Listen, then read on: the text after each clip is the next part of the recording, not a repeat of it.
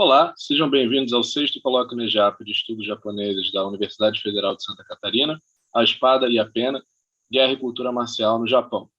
Eu sou Lucas Gibson, mestre em artes visuais pela UFRJ e pesquisador de fotografia japonesa do pós-guerra. Hoje eu vou apresentar a comunicação O Humano e o Divino, representações fotográficas do Imperador Showa de setembro e dezembro de 1945. Bem, com essa pesquisa eu busco demonstrar como o Imperador Showa, ou Hirohito, como a gente vai chamar ele muitas vezes daqui para frente, foi fotografado em duas ocasiões chaves e como essas imagens geraram resultados bem específicos no contexto da época. Obviamente, o Imperador Hirohito não foi fotografado apenas duas vezes, mas eu escolho essas duas ocasiões chaves porque elas se conectam de alguma forma e ajudam a explicar o contexto do pós-guerra. Primeiramente, a gente vai analisar a icônica imagem do Imperador Showa com o general Douglas MacArthur, de setembro de 1945, e a sessão de fotos realizada do imperador com a sua família em dezembro do mesmo ano. A partir disso, eu tento demonstrar como as mudanças na forma de registro do imperador Showa contribuíram para a formação de imaginários distintos em um intervalo curto de tempo do pós-guerra, mostrando como a subjetividade do discurso fotográfico pode permitir uma apreensão particular da realidade à luz do contexto que se apresenta. Então, a nossa pesquisa ela começa com o fim da Segunda Guerra, no ano de 1945. Eu gosto de ilustrar o fim da guerra, como foi o fim da guerra para a fotografia japonesa a partir dessa imagem, do Hiroshi Hamaya. Quando ele ouviu o imperador anunciando a rendição do Japão no dia 15 de agosto de 1945, após as duas bombas atômicas, né, de Hiroshima e Nagasaki, que caíram dia 6 e 9 de agosto, o Hiroshi Hamaya fotografa o céu em Niigata, né, e chama essa imagem de O Sol no Dia da Derrota. Uma bandeira do Japão invertida, queimada, sem cor e com um futuro incerto. Bem, e após o fim da guerra, a sociedade japonesa ela passa por intensas mudanças e incertezas, como a própria foto do Hamaya ela já indicava. Uma dessas incertezas cruciais dizia respeito à manutenção do imperador, da figura imperial, né? O Hirohito deveria ser preso, ele deveria ser morto, ele deveria ser julgado pelos crimes de guerra. No fim, os aliados eles acabam optando pela manutenção da figura imperial, de forma que o Hirohito não foi preso e não responde pelos crimes de guerra do Japão.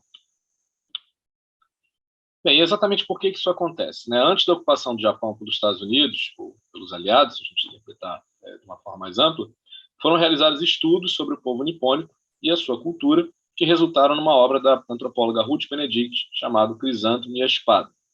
Nessa obra do Crisântemo e a Espada, a Benedict ela vai dissertar acerca desses dilemas que envolveram a ocupação estadunidense e quais seriam os critérios para definir a natureza dessa ocupação. Sobre a manutenção da figura imperial, a Benedict, a partir dos estudos dela, ela compreende que o imperador representava um símbolo de unificação para o povo japonês, concluindo que os trabalhos realizados durante a ocupação seriam mais facilmente executados se fossem sancionados pela figura do imperador. Então, a Benedict ela vai entender que o imperador ele seria uma espécie de símbolo de lealdade muito superior a uma bandeira, ocupando uma posição que ficava fora do alcance das controvérsias nacionais. Então, também a administração do general Douglas MacArthur temia também que a abolição do império tornasse o povo japonês ingovernável. Complementando esse debate antropológico, né, proposto pela Benedict, o historiador Yoshikuni Igarashi ele traz um argumento que é bastante interessante sobre as relações do imperador com o general Douglas MacArthur. O Igarashi ele vai defender que o impacto das bombas no território japonês fornece oportunidade para que tanto o Japão quanto os Estados Unidos reconfigurassem suas memórias coletivas de guerra e suas relações nesse período do pós-guerra.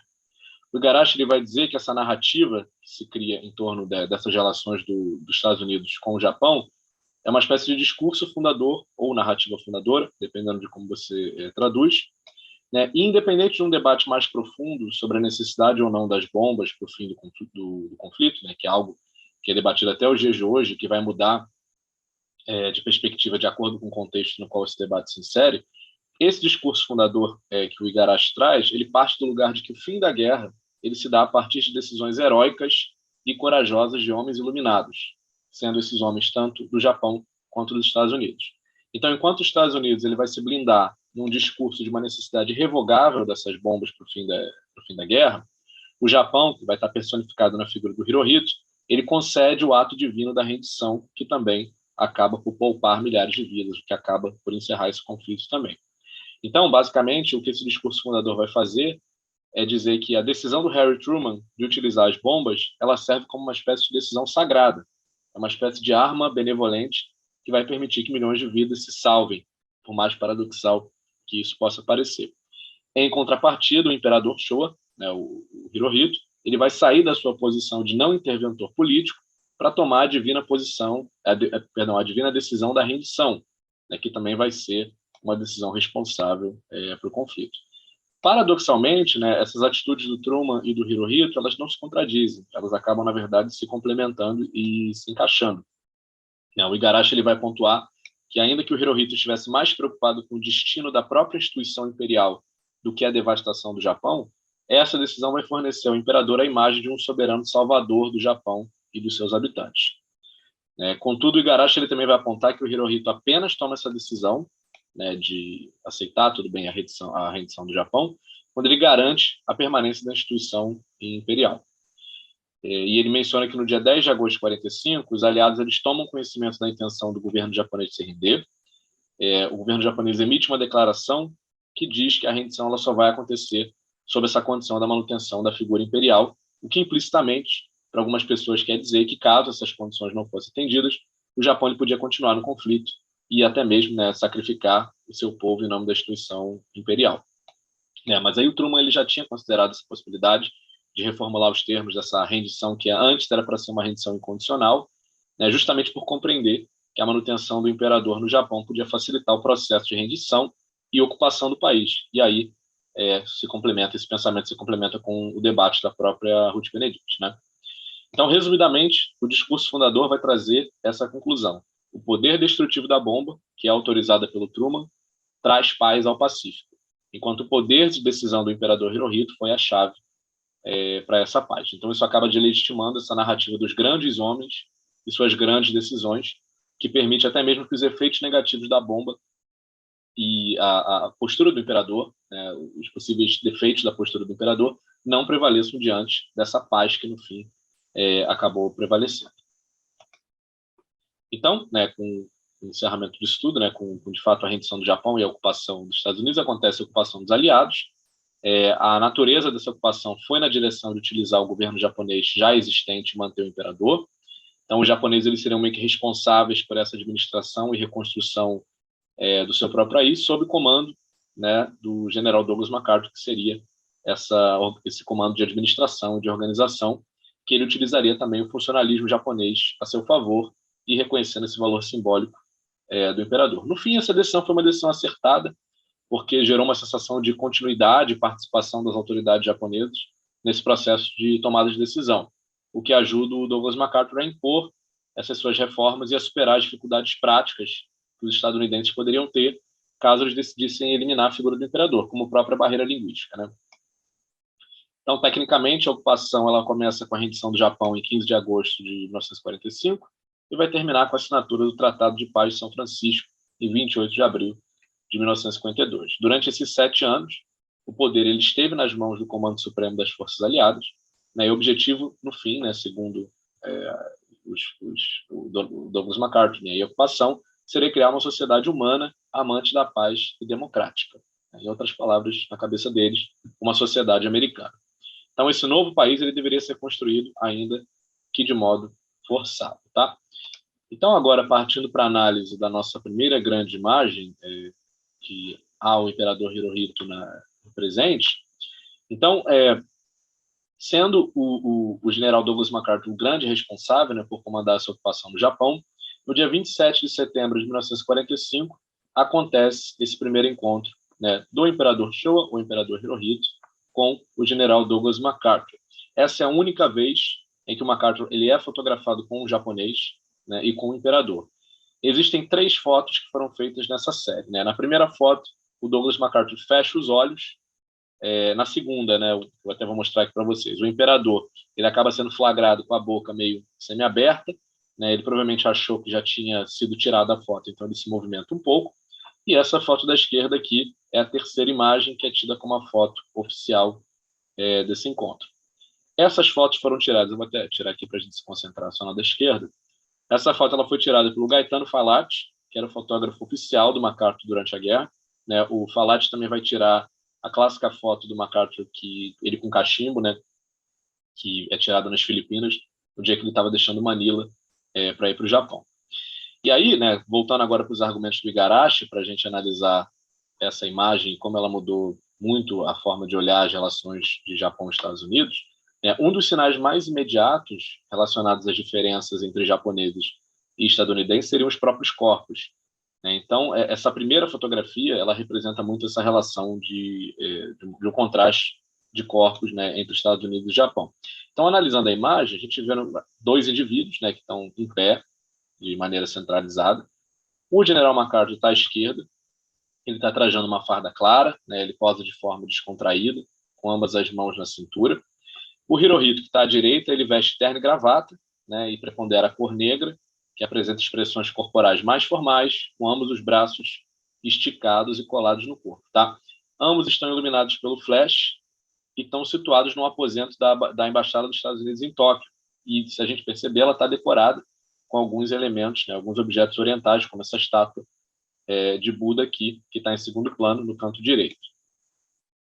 Mas o que mais chama a atenção, de fato, é esse contraste. Né? A gente não são indivíduos comuns, são os representantes do Japão e dos Estados Unidos, e a cor das vestimentas ela é muito significativa, a postura é muito significativa, a diferença de tamanho é muito significativa, e, de fato, essa tensão corporal. Né? O Hirohito ele parece bem mais tenso do que o general Douglas MacArthur.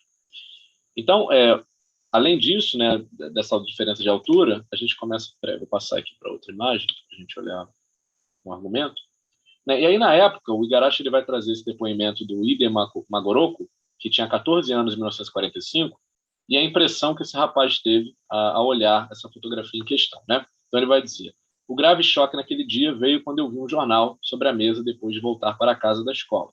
A enorme foto mostrava o imperador visitando o supremo comando das forças aliadas.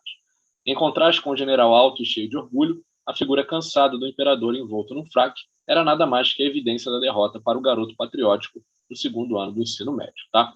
Então, isso já é um depoimento bastante interessante, né? As observações dele são importantes, na medida em que elas remetem a esse contraste de corpos, né, que a gente mencionou, e ela não era uma impressão isolada, uma vez que esse contraste ele foi registrado por diversos japoneses que deixaram suas impressões sobre o encontro de ambas as autoridades. Tá? E aí, essa foto, como se era de se esperar, ela foi estampada em grande escala nos jornais japoneses no dia 29/9. Né? A foto foi feita no dia 27 e no dia 29 ela já estava estampando os jornais. Eu já vou comentar em relação ao dia 28, porque ela não sai exatamente no dia seguinte. Tá? Então, assim, uma coisa que é importante a gente considerar é que, ainda que o imperador fosse considerado divino, né, e a população não tivesse acesso a aspectos como a voz do imperador, por exemplo, que só se torna pública no rádio após a rendição, as fotografias do imperador Showa elas não eram exatamente proibidas. Embora ao longo da era Showa, né, as proibições e essas restrições tenham sofrido diversas variações. Então, por exemplo, depois de 1927, o Departamento de Fotografia da Casa Imperial começou a banir qualquer fotografia do Hirohito que mostrasse suas costas, porque ele tinha uma leve curvatura, né, que, enfim, que não podia ser registrada em imagens, né, em nome da imagem do imperador. Então, a partir dessa proibição, ele foi tipicamente fotografado com essa expressão mais neutra, né, sem sorrir e parado de forma mais ereta, com os braços ao longo do tronco. Tá?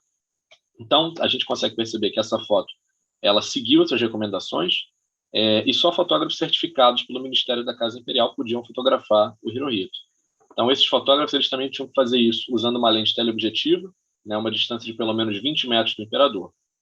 E aí, por que essa foto ela não sai no dia 28? Né? Porque as autoridades japonesas elas percebem que essa imagem ela poderia ser problemática para mostrar essa configuração de relação entre Estados Unidos e Japão e tentam banir a divulgação dessa imagem no dia seguinte. Só que o MacArthur ele não só impede a censura dessa imagem, como ele também estimula a divulgação dessa imagem. Então, no dia 29, vários jornais japoneses começam a veicular essa foto e a mensagem ela já é passada para a sociedade japonesa, ainda que seja uma imagem, né, bastante documental, digamos assim. Né? Ela tem uma mensagem muito forte e implícita. Então, após essa foto, tanto o Hirohito quanto o MacArthur eles vão para uma outra sala, eles conversam mais ou menos por volta de 40 minutos. O MacArthur ele fala a maior parte do tempo, né? E considerando que ambos eram discretos e estavam muito preocupados em proteger as suas próprias imagens, os dois chegaram a comum acordo de não gravar a conversa.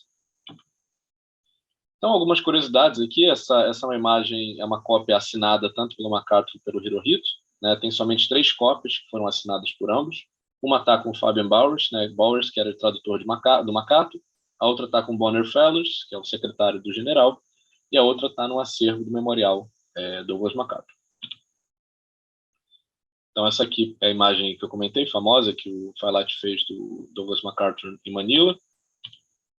E como era de se esperar, quando, a partir de setembro de 1945, começa uma forte censura a imagens e as artes promovida pelo Supremo Comando das Forças Aliadas, né? Então, eles tinham uma seção que era voltada para o controle das informações que podiam ser divulgadas.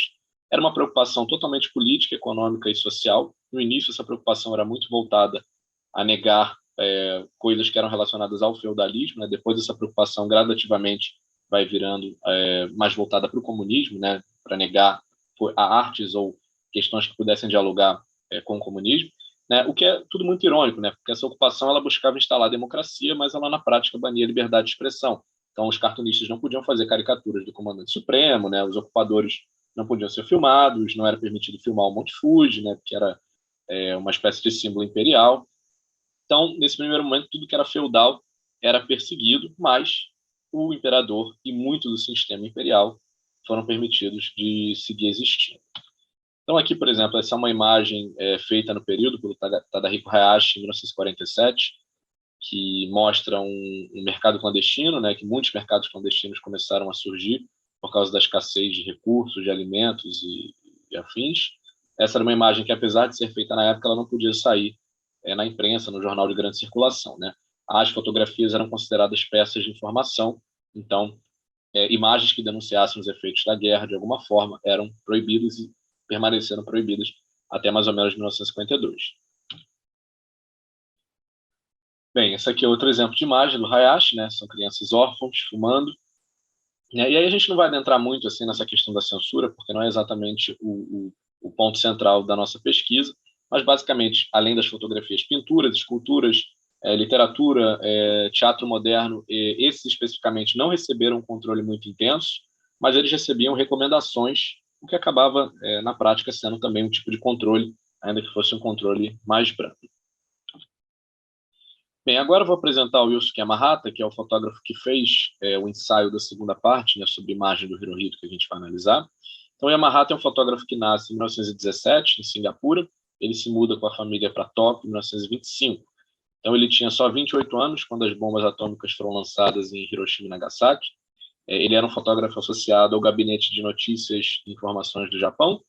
E, nos anos da guerra, ele era essencialmente um fotógrafo de propaganda de guerra. Então, ele passou os 4 anos anteriores a 1945 fotografando as atividades militares da Marinha Japonesa no Sudeste Asiático.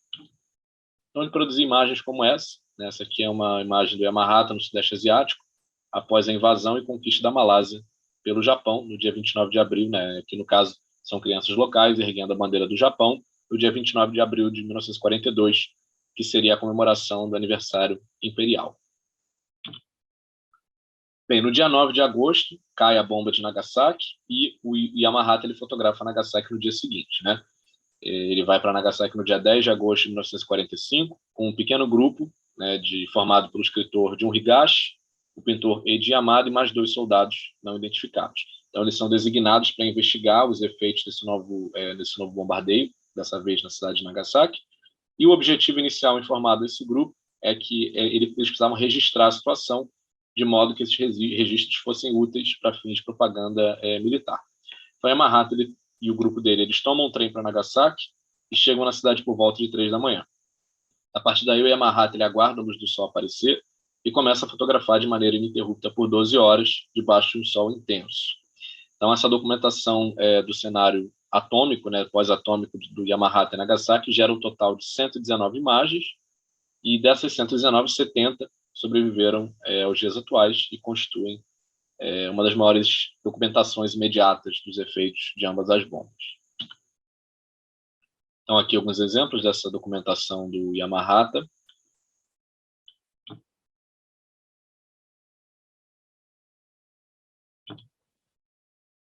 Bem, essa divulgação, né, devido à censura, a divulgação ampla das imagens de Yamahata não encontra um cenário favorável nesse imediato Japão pós-guerra.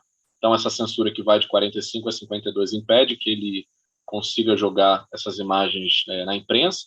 Então, ele acaba conseguindo publicar o fotolivro Atomais e Nagasaki só em 1952, ou seja, 7 anos após o surgimento desses registros, tá? Mas tem um pequeno detalhe que é importante falar também, que algumas dessas imagens de Yamahata elas conseguem ser publicadas em jornais nacionais em 1945, porque elas foram veiculadas no final de agosto, né, antes dessa decretação efetiva da censura pelo general MacArthur, que é a partir de setembro.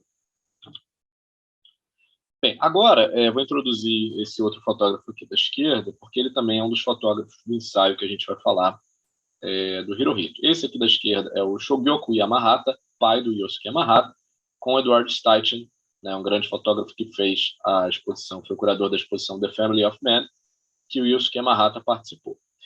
Quando o Yamahata, né, o Yosuke Yamahata, volta para Tóquio, mais ou menos em 20 de agosto, ele mostra essas imagens que ele fez na Nagasaki para o pai dele, o Shogyoku, e o Shogyoku já era um fotógrafo influente na época. Então, acredita-se que a influência dele ajudou muito para que o Yosuke conseguisse manter os arquivos dele de Nagasaki sem que fossem confiscados de uma maneira imediata. Então, o Shogyoku é o cara que vai incentivar o Yosuke a publicar essas imagens imediatamente, né, e uma semana depois elas já são veiculadas nos jornais japoneses antes que a censura dos aliados se instalasse de fato, tá?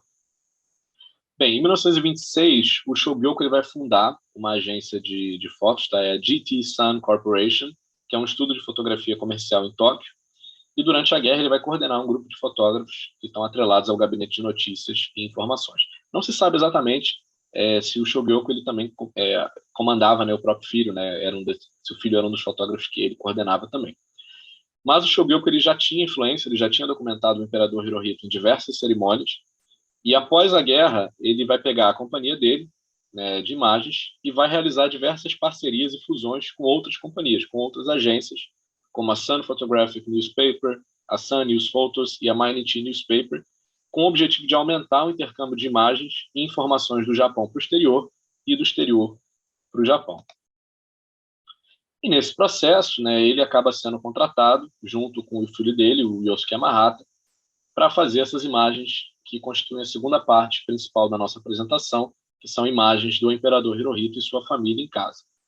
Então, em dezembro de 45, 3 meses após a realização daquela foto com o general Douglas MacArthur, o Shogyoku Yamahata e o filho dele, Yosuke Yamahata, e mais 2 fotógrafos da agência do Shogyoku, que não são identificados na matéria, né, porque o crédito dessas imagens ele acaba saindo só como um crédito relacionado à agência, sem colocar nominalmente os fotógrafos, eles vão fotografar o imperador Showa e a sua família a partir de uma solicitação da revista Life.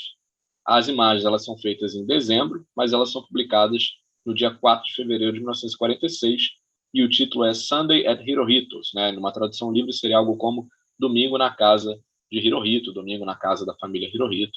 E essas imagens elas buscam mostrar um lado humano, mais humano do imperador, né? Apresentando o imperador como um pai de família, um biólogo e um homem simples, um homem capaz de nutrir amor tanto pela família dele quanto pelo seu povo. E aí eu fico me perguntando como deve ter sido para o Yosuke Yamahata fazer essas fotos, né? Considerando que poucos meses antes ele testemunhara, né, esse desastre da bomba de Nagasaki da maneira mais direta possível. Então, a gente vai analisar as imagens com mais calma agora e mais cuidado, mas é importante destacar que o Hirohito ele nega oficialmente por documento a divindade dele em 1º de janeiro de 1946, né, sendo esse, obviamente, ele é forçado a fazer isso, né, não é um ato voluntário, e esse é mais um passo crucial para trazer essas mudanças, para consolidar essas mudanças na posição e na imagem do imperador. Então, no dia que ele lança esse documento, MacArthur comenta que o imperador é um líder democrático e símbolo do povo japonês. Essas fotos elas são feitas antes dessa declaração, mas elas são publicadas um mês depois dessa declaração, o que fortalece essa perspectiva dessas imagens trabalharem nessa direção de afirmar a humanidade do imperador, né? Então, essas aqui são outras páginas, é uma matéria de 5 páginas, e a partir de agora a gente vai analisar essas imagens com um pouco mais de calma. Então, essa aqui é a primeira imagem, né? O príncipe herdeiro guia suas irmãs e pais pelo pavilhão florido, onde Hirohito costuma meditar. Então, Obviamente, esse conjunto de imagens ele parte dessa iniciativa do governo estadunidense de consolidar esse discurso de negação de divindade do imperador, né, que se viu forçado a fazer isso no cenário imediato do pós-guerra. Então, as imagens dessa matéria elas são muito emblemáticas, porque elas são as primeiras fotografias informais já publicadas da família imperial japonesa. Elas vão incluir a primeira imagem do imperador com um sorriso no rosto, a primeira da imperatriz com suas galinhas, a primeira da família almoçando, a primeira imagem do imperador lendo revistas americanas e enfim.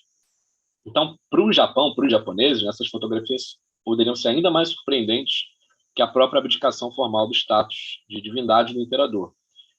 Duas dessas imagens, obviamente foram 4 fotógrafos, né? Eles fotografaram durante 4 domingos também, então teve uma quantidade grande de imagens e a revista Life ela publica uma pequena seleção, né?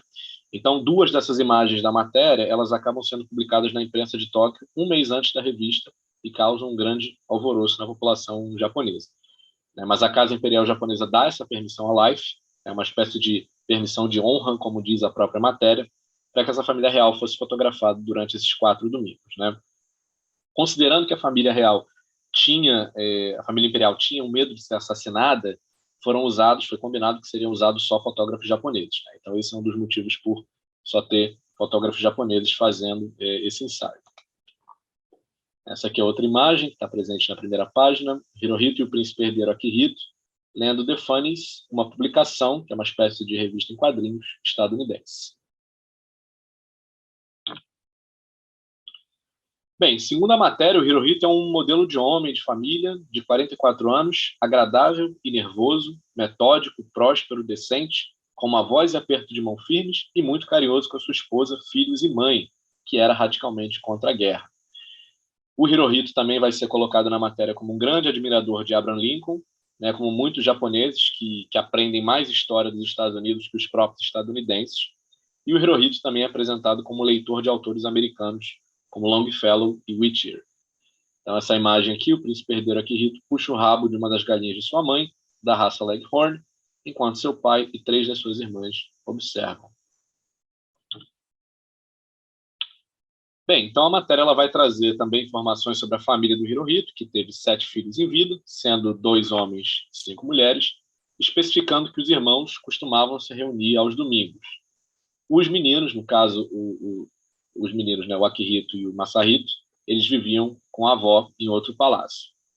Então, a família imperial ela posa em quase completo silêncio para os 4 japoneses fotógrafos contratados para o trabalho, sendo 2 deles o pai e o filho Yamahata. As imagens que mostram ambientes internos como essa, elas foram feitas numa espécie de palácio temporário, que é um abrigo antibombas fortificado que existe desde dezembro de 1941. Então, nesse abrigo, o teto e o telhado eles vão construir camadas de concreto reforçado, vai ter um porão que vai se estender por 45 metros para baixo, vai ter saídas por túneis subterrâneos, e na época o imperador Hirohito ele não tinha planos de reconstruir o palácio, né? Então eles estavam planejando ficar exatamente nesse palácio. Então essa imagem aqui, ela mostra um almoço de domingo, que era um almoço de sopa e peixe, né, em sentido horário, começando aqui pela frente, pela esquerda, a gente tem o príncipe Masahito, de 10 anos de idade, a imperatriz, a princesa Atsuko, de 14 anos, a princesa Takako, de 6, o príncipe herdeiro Akihito, de 12, o imperador e a princesa Kazuko, de 16. Então, reparem que essa é a primeira foto publicada do imperador sorrindo, né? E o príncipe Masahito também ele está sentado num travesseiro para conseguir alcançar a mesa. Então, essa imagem aqui também é uma imagem que mostra depois do almoço, a imperatriz ela senta no piano para ensinar a princesa Takako um pouco de Chopin, enquanto o imperador e o príncipe herdeiro observam do sofá. Então, a imperatriz ela ensina todos os filhos dela a tocarem piano e a jogar bilhar. Essa foto ela foi tirada no canto de uma sala grande de estar, tá nesse palácio temporário, que tinha essa característica de ser um abrigo antibombas também. E no outro canto da sala tem uma tela de cinema e uma mesa de bilhar. Bem, essa imagem aqui ela mostra o único neto do imperador, o Nobuhiko, que tinha 11 meses de idade, né, o único neto na época. E o neto dele, o Nobuhiko, ele nasce à luz de velas durante um bombardeio por volta de 10 de março de 1945. Né? Os pais dele são a filha mais velha do imperador, a Shikego, que está aqui, 20 anos, e o príncipe Higashikuni, 29 anos à direita. Bem, então a matéria também, além de apresentar o Hirohito como um pai, um avô, um cidadão, ela também mostra ele como um biólogo, né, como um grande apreciador da natureza.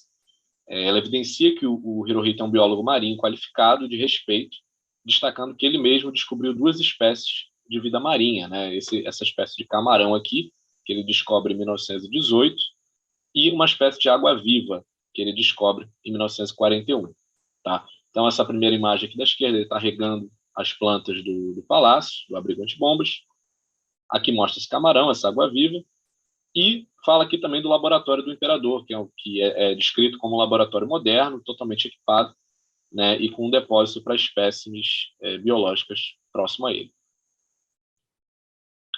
Essa aqui é a página final da matéria, né, o imperador ele aparece lendo Times e Stars and Stripes, perto dos aclamados bustos de Lincoln e Darwin. Né? Então, essa página final ela consolida essa proposta de mostrar o imperador não só como um humano, né, mas como um homem de família, um homem do pensamento racional, um homem da ciência. Então, fechando mais ou menos aqui uma comparação entre a imagem do Hirohito do MacArthur e esse ensaio Sunday at Hirohito's, né, a gente percebe que a imagem com o MacArthur ela é feita por um fotógrafo estadunidense e as imagens do Hirohito em casa, embora elas sejam feitas por fotógrafos japoneses, o conceito, a encomenda dessa matéria, dessa proposta, ela é realizada pela revista Life, que é uma revista dos Estados Unidos, né?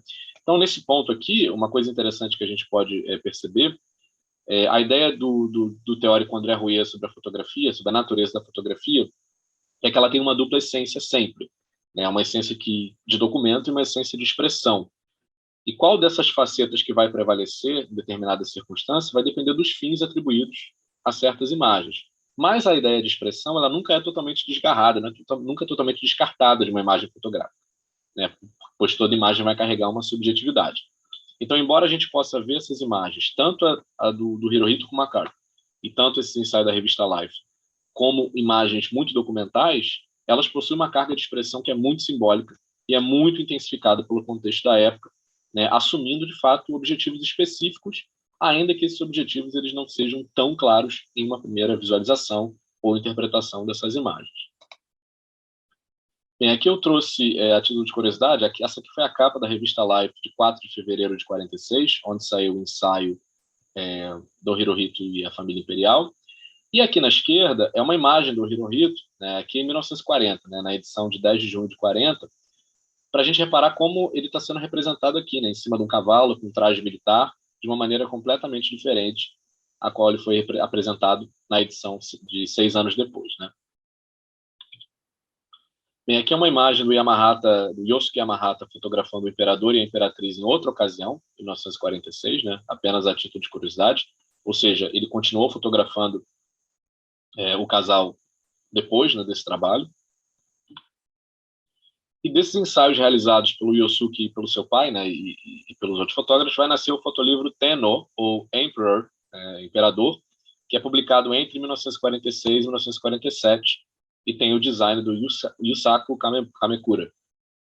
Então aqui a gente pode ver a capa do livro e alguns spreads. Né? Se vocês repararem, aqui de fato tem imagens do livro que não tem na seleção da revista Life. Né? Ou seja, as imagens da revista Life elas foram metodicamente escolhidas para que passassem de fato, a partir de uma edição, a partir de uma escolha, a mensagem que eles gostariam de passar.